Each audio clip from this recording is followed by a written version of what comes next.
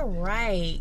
Good morning. My name is Shannon, and I started about a week ago doing a diary about my medical condition and how I felt throughout the day. It was something that was an idea that was mentioned to me by my king, DeCoven, and it actually was a great outlet for me because just being able to talk about it, but not really, just to be able to be expressive was very, very good. And excuse me, I have a little bit of the sniffles, so I apologize for that.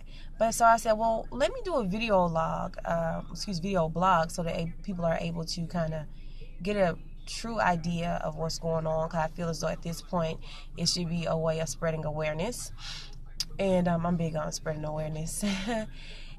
So about 2.5 years ago, I was basically undiagnosed with a unresolved blood disorder due to me going to the doctor October 2014, and due to just having swollen lymph nodes and just really wasn't feeling well, just was really feeling out of it. And come to find out that my iron level was extremely low, to the point of stroke level. And so at that point, my doctor was like, okay, well, we got to rush you to do all these tested for lupus, leukemia, colon cancer, sickle cell, celiac disease, all these different things over the course of 2 weeks. And basically was just like, well, we don't know what's going on, but what we do know is that we need to get you iron. So she said, okay, well, what we're going to do is we're going to start with is iron pills. And I did that, and it didn't work. And so the next thing she said, okay, well, we're going to change the iron pills to something that's a little more stronger. And so changed the pills, took the iron. It still didn't work. Levels were still dropping. And so she referred me to a hematologist. Went to the hematologist, and she basically said, okay, well, at this point, we need to do liquid, pure iron liquid to get into your system to at least get you just at least to a 6, because your iron level should be at least 11 or 12, and mine was at that point at a 3. And so she said, I want to at least, let's start to increase it.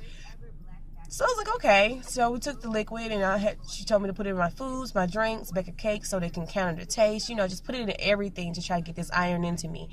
Cast iron skillets, all this stuff. So I did it. I did everything that she told me, because iron has to do with your energy level. It has to do with the oxygen in your blood. It has to do with your hemoglobin. There's just a lot of things that it affects with your body. And I have 2 little ones, so I want to make sure that I was able to be the energetic mom that I had been for them. No changes. So I did everything I was supposed to, and it still didn't work. So at this point, what she was trying to avoid was having to do iron infusions, because iron infusions are like 3 times worse than chemo, because you can go into anaphylactic shock, because it's literally pure iron. No cutting of anything, just strictly pure iron. It's like dark brown.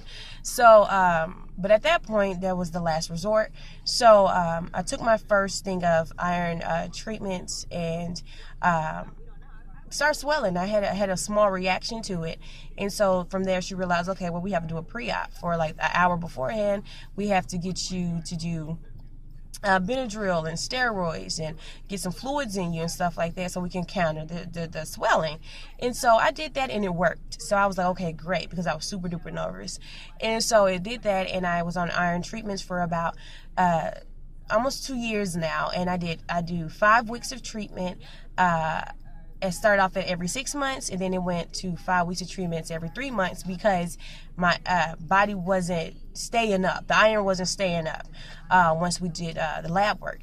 And so at that point, she said, well, it seems as though your body's not retaining the iron as far as absorbing it. Like, it's taking it in, it holds it for a little while, but then for some reason it's leaking or exerting out somewhere. So fast forward to last year. Last year was a very, very rough year for me.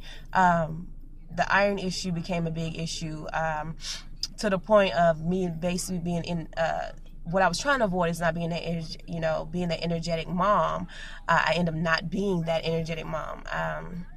Lost a lot of jobs because I just didn't have the energy to do things. Fatigue, being tired, extremely weak. Lost a few jobs because I had to keep on going to the doctor, and they just didn't understand, which I get it, a business is a business, but health is way more important. So my next blog will be talking about what happened last year.